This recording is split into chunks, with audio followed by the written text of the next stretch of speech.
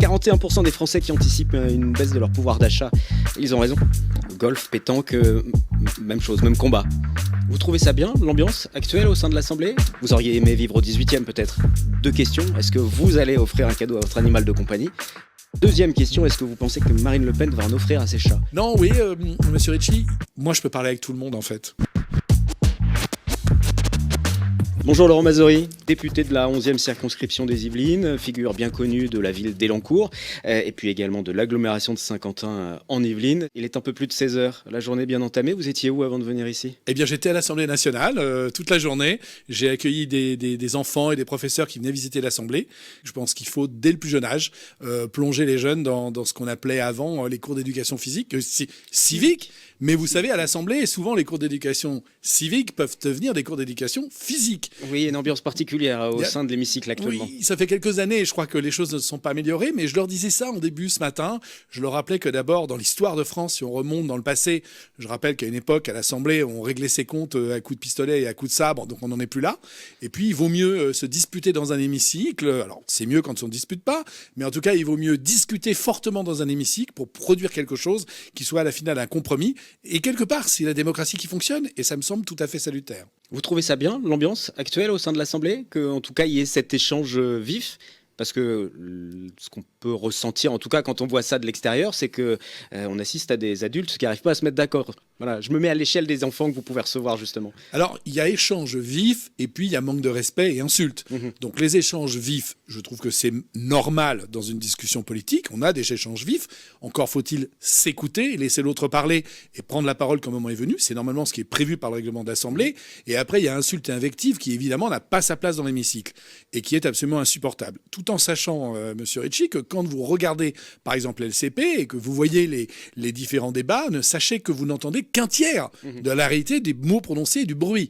Il y a un bruit énorme dans l'Assemblée. Alors, je vais vous le dire, et franchement, je gomme là toute opinion politique qui vient plutôt de la partie extrême-gauche de l'Assemblée, qui hurle en permanence, et je pense qu'il y a une forme de tragédie ou de montage de communication par rapport à ça. Mais côté extrême-droite, de toute façon, si ça n'hurle pas à l'extrême-gauche, l'extrême-droite va trouver des moyens d'aller les chercher pour les faire réagir. Donc, on est dans cette espèce de commedia dell'arte permanente qui est assez difficile quand on veut porter des textes concrets. Mais franchement, avec un peu d'expérience, on y arrive. En tout état de cause, une chose est certaine, c'est que cela n'a rien à voir avec ce qui se passe dans un conseil municipal, en tout cas celui que je connais bien d'Élancourt. On a une opposition, on n'est pas d'accord. Des fois, c'est un petit peu chaud, mais je trouve que tout le monde se respecte. Et je rappelle également qu'environ plus de 95% des délibérations sont votées d'ailleurs de manière consensuelle. Il en est de même à Saint-Quentin-en-Yvelines. Il y a de la gauche, il y a de la droite, il y a du centre, mais ça se passe au global très bien. C'est vrai que dans l'Assemblée, c'est pas la même chose, c'est plus conflictuel, mais je pense également que c'est beaucoup plus surjoué. Je vais y venir tout à l'heure parce que je ne l'ai pas précisé, vous êtes élu centriste, ce qui explique justement ce poste au milieu, voilà, entre l'extrême droite, l'extrême gauche, le centrisme. Mais je voudrais juste me permettre, si je peux me permettre de reprendre quelque chose sur la 11e circonscription. Je suis certes un élu centriste, mais un élu qui a fait surtout une union qui est allée de la droite républicaine jusqu'à une partie de la gauche républicaine, puisque le parti radical était avec nous, et c'est grâce à ça qu'on a pu gagner face aux extrêmes. Donc vous n'aviez pas de candidat macroniste face à vous, par exemple, sur la 11e. Absolument, j'avais pas l'étiquette, mais il n'y avait pas de candidat macroniste. Et donc, c'est ce qui nous a permis de gagner. Et puis, il y a l'autre mystère absolu, c'est la disparition de la candidate Rassemblement National, qui a disparu au deuxième tour. Bon, alors, ça tombe bien, comme on ne l'avait jamais rencontrée, bon, elle a disparu.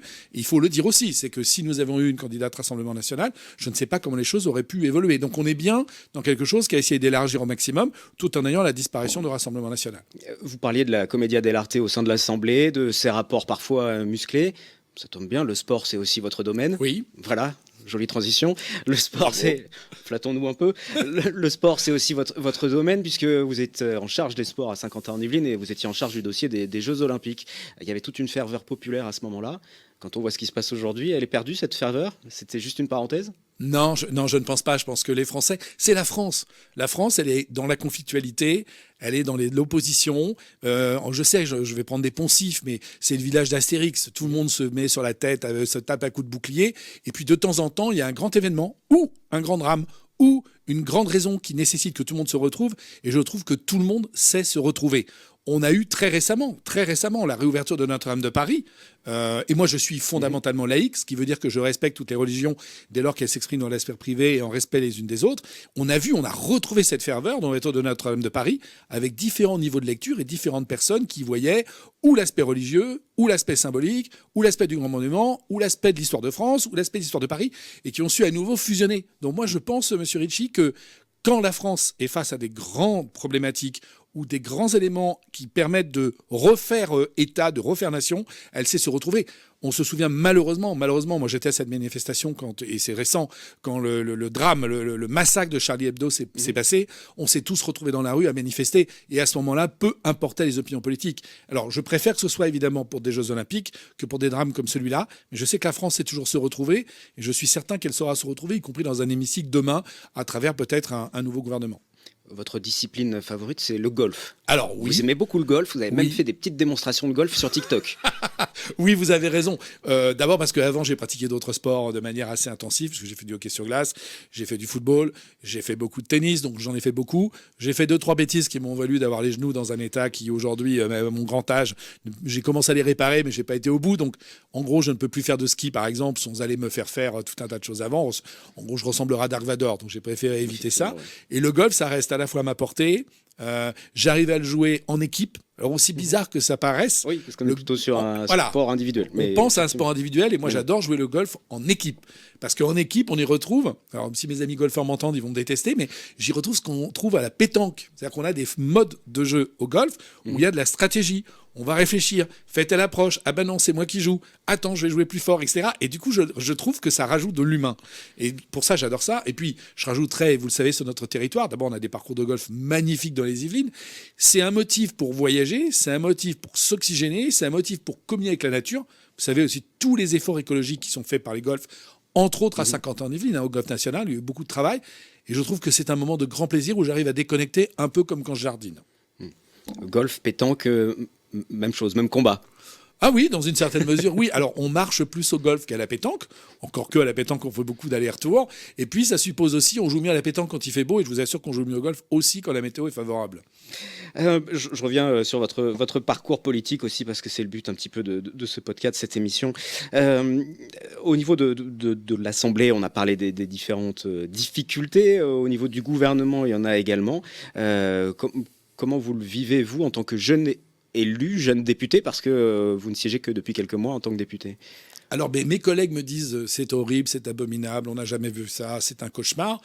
Mais comme moi, je n'ai pas connu autre chose, en fait, rien ne me choque et rien ne m'a choqué. Je dirais même que j'ai trouvé ça passionnant et je le trouve aujourd'hui passionnant. Représenter la population, essayer de faire que ce qu'on vit au quotidien, puisque moi j'habite la circonscription depuis très longtemps, essayer de transcrire ce que l'on vit, vous et moi, au quotidien, dans des projets de loi, être capable d'amender des projets de loi qui arrivent un peu de partout, porter cette réalité du quotidien de nos circonscriptions et de nos villes, pour moi, ça emporte tout le reste. Et donc, être dans une situation qui est compliquée, on a pratiquement passé 2 mois, jusqu'à des horaires pas possibles tous les soirs, à voter des centaines d'amendements, dont une grande partie passait, parce que le bloc central, je ne vais pas rentrer dans les détails, mais le bloc central n'était pas là, donc les deux extrêmes pouvaient faire passer quasiment tout ce qu'ils voulaient, y compris contre l'avis du rapporteur général, Charles de Courson, y compris contre l'avis du ministre, et y compris en violation des traités que la France a signés. Donc, on savait que ça n'aboutirait pas, et pourtant, ça passait. Malgré tout, je sais que nos concitoyens pourraient trouver ça inutile, malgré tout, il en reste toujours quelque chose. Il en reste des idées qui seront certainement reprises. Il en reste aussi des choses qui sont rejetées, et à un moment donné définitivement rejetées.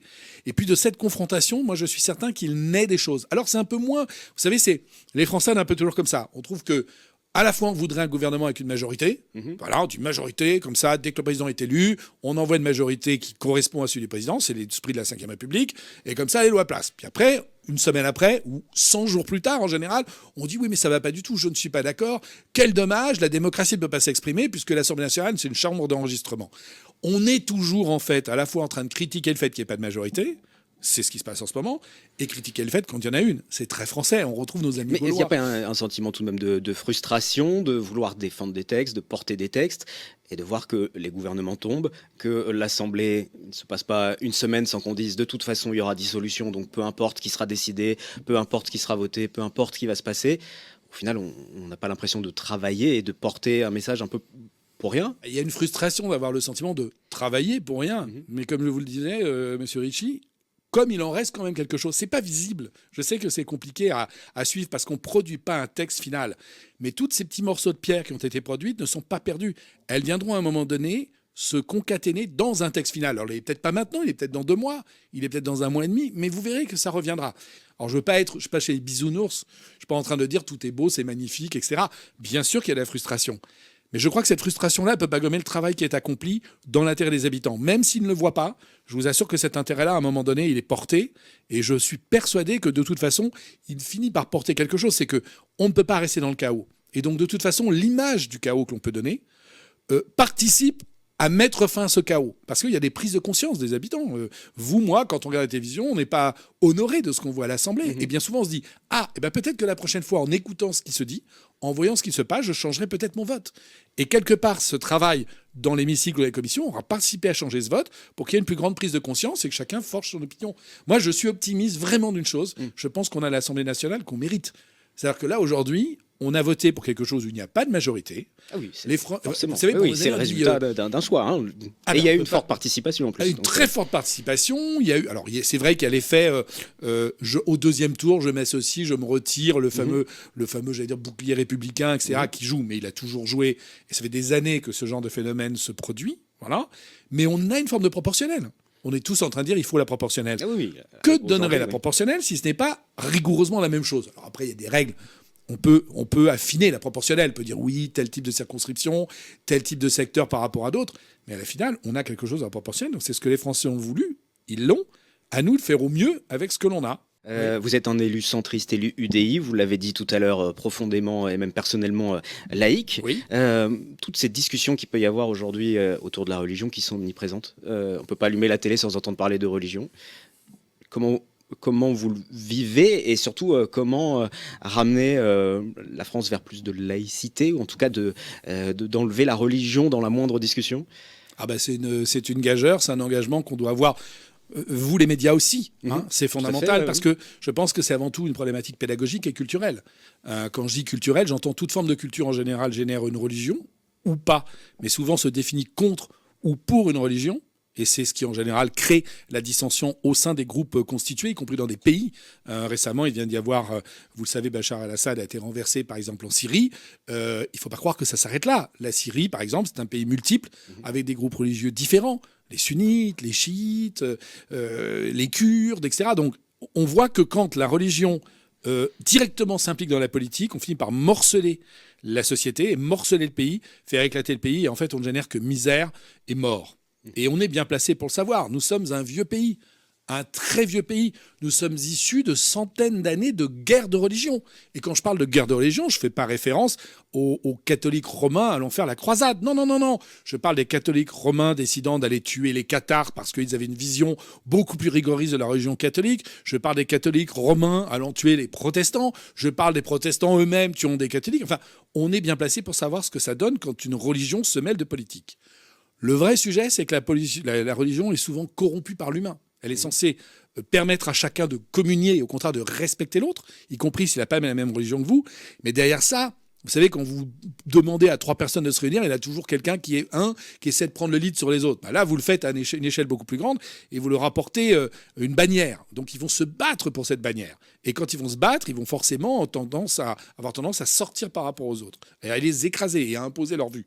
Nous, notre rôle à nous, ça doit être en permanence de rappeler ce qu'est la laïcité pour éviter cela, c'est-à-dire la religion ne se mêle pas de politique. J'ai pas dit que c'était facile, monsieur Ricci. Oui, c'est très dur, c'est très dur. Très dur. C'est très compliqué, mais pour moi, c'est un engagement.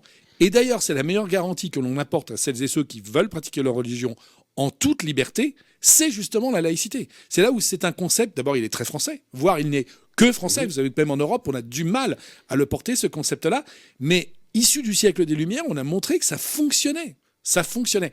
C'est un combat. Il ne faut jamais renoncer. Il faut faire feu de tout bois.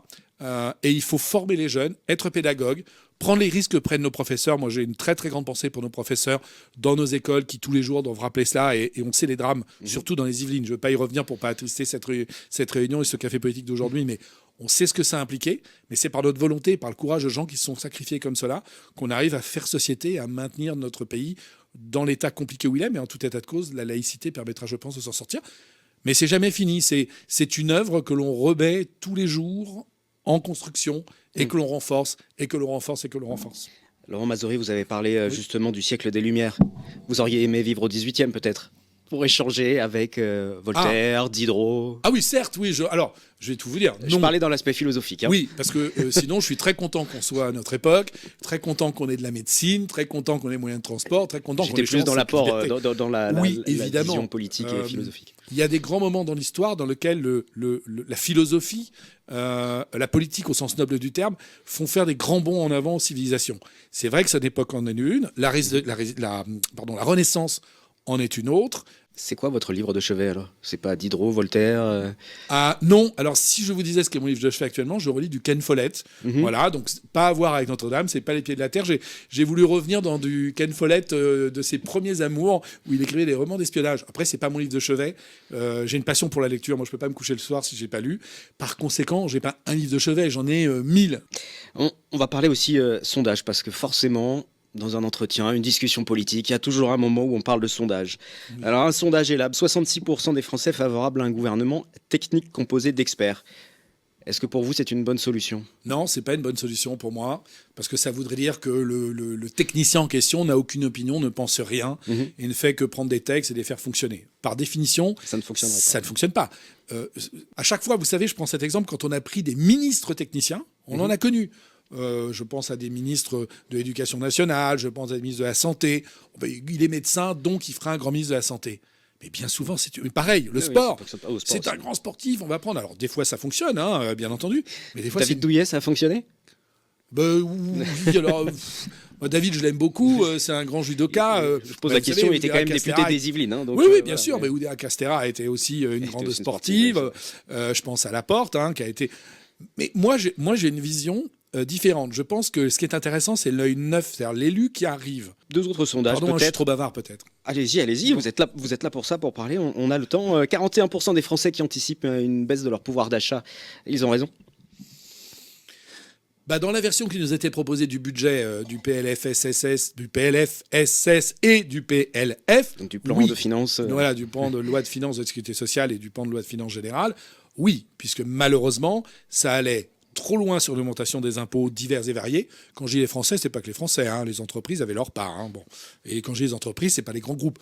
Les grands groupes, ils trouvent toujours une solution. Le problème, c'est le boulanger dans le coin de la rue, le concessionnaire automobile à Montiel-Bretonneux, etc. Là, il y a un vrai problème. Ça allait trop loin là-dessus et pas assez loin sur la partie des économies. Donc la réponse est oui. Dans la version précédente, ils avaient raison de s'inquiéter. Dans la version où on est aujourd'hui, alors je ne sais pas quand notre émission passera, mais on est un peu dans un creux de vague. Donc, il y a un risque d'avoir des augmentations d'impôts, j'allais dire mécaniques et administratives. Oui, parce qu'on a reconduit le budget de 2024 et donc avec les mêmes... Voilà, avec des critères d'indexation. Mais je pense que tout le monde a compris que la loi qui allait passer dans les jours, les heures qui viennent corrigera tout cela et personne ne va entendre parler. Donc, ça devrait bien se passer, ça sera voté, ça sera corrigé. Mais il nous appartient dans les semaines qui viennent de travailler sur un budget qui impacte moins les Français tout en réalisant des économies là où on peut les faire et justement là où ça impacte le moins les Français. On a encore cette capacité de chercher des économies, Monsieur Ricci. Non, je ne sais pas comment je vais faire la transition, Laurent Mazory, mais 69% des Français, selon un sondage Poolfish, qui vont offrir un cadeau à leur animal de compagnie pour Noël cette année. Alors, deux questions. Est-ce que vous allez offrir un cadeau à votre animal de compagnie ? Et la deuxième question, est-ce que vous pensez que Marine Le Pen va en offrir à ses chats ? Alors, ça ne va pas me rapporter des voix, mais je n'ai plus d'animal de compagnie depuis un certain temps. Effectivement, ça ne rapporte pas de voix. Voilà, ça, en général, si on dit j'ai un animal de compagnie, on gagne des voix, etc. Moi, j'en ai plus parce que je suis en appartement et donc ça ne me semblait pas adapté. J'ai eu un chat pendant très longtemps. Donc, réponse non. Et oui, c'est très important quand même. Une question peut-être bientôt pour conclure. Qu'est-ce qui vous définit le mieux ? Est-ce que vous êtes rassembleur ou ambitieux ? Rassembleur, je pense que je le suis. Ambitieux, oui, ambitieux parce que j'ai envie. En fait, c'est donc l'ambition. C'est pas incompatible alors. Non, mais non, parce que pour moi, vous êtes rassembleur pour représenter tout le monde et que tout le monde collabore avec vous. Quand je dis rassembleur, c'est pas juste élisez-moi et puis je me débrouille. Non, c'est on travaille tous ensemble. Et je dis ça parce que pour moi, c'est pas juste pendant une élection, c'est pendant plusieurs et c'est entre les élections, il faut continuer à travailler. J'en profite pour passer ce message à mes amis élus des autres partis qui m'ont soutenu. Ça ne s'arrête pas une élection, ça continue dans le temps, sinon ça ne sert à rien. On fait du one-shot, ça ne sert à rien du tout. Et ambitieux, oui, mais ambitieux pour faire. c'est l'ambition pour faire et l'ambition pour les autres. Porter nos territoires, porter la France en toute humilité. Hein. Ils sont 576 autres. Je suis tout seul. Mais essayer de travailler tous ensemble, ça me semble important. Si vous deviez partager un café politique un instant, justement, ce serait avec qui? Quelle figure historique, ou non d'ailleurs, politique? Si je veux manger une bonne raclette, probablement François Hollande. Et puis il me raconterait 2-3 blagues. Voilà. Après, je pense qu'on a des gens moins connus. Et moi, je vois beaucoup de mes collègues à la Commission des Affaires étrangères qui ont un sacré niveau et qui, à mon sens, auraient une vision... Jean-Noël Barrot, par exemple, qui est un de nos voisins ici, que j'apprécie beaucoup. Qui a beaucoup d'idées. Je ne suis pas d'accord avec tout, mais je trouve que c'est un très très bon débatteur. Après, dans les grands... Après, j'aimerais bien discuter 2 minutes avec Marine Le Pen pour lui dire tout ce que je trouve qui ne va pas et ce sur quoi je pense qu'il faudrait qu'elle change beaucoup de choses. Je lui demander si elle offre des cadeaux à ses chats. Oh, je pense que la réponse serait oui, non? Sans certainement, doute, oui. J'imagine. Non, oui, Monsieur Ricci, moi je peux parler avec tout le monde en fait. Je discute beaucoup avec Madame Chikirou, par exemple. Ça peut vous paraître bizarre en commission, parce qu'on se dit, il est à l'opposé, je me suis battu contre un candidat LFI. Et ben même avec Madame Chikirou, il va trouver des points où je crois qu'elle est engagée. Alors il y a des choses, on pensera pas de la même chose, mais je crois qu'elle est engagée. Merci Laurent Mazori. Cette émission sera diffusée sur YouTube, sur Spotify, en podcast. Elle sera retrouvée bien sûr sur TV 78. Une toute dernière question, votre programme pour la fin de la journée? Vous veniez de l'Assemblée, donc du coup, vous allez y retourner? Non, alors j'y retourne pas aujourd'hui. Là, j'ai rendez-vous au Ciné 7 pour travailler sur le budget du Ciné 7 avec la Cour régionale des comptes. Puis j'en profite pour remercier pour cet excellent café dans cette très belle tasse. Merci, Monsieur Ricci. Merci, Laurent Mazori.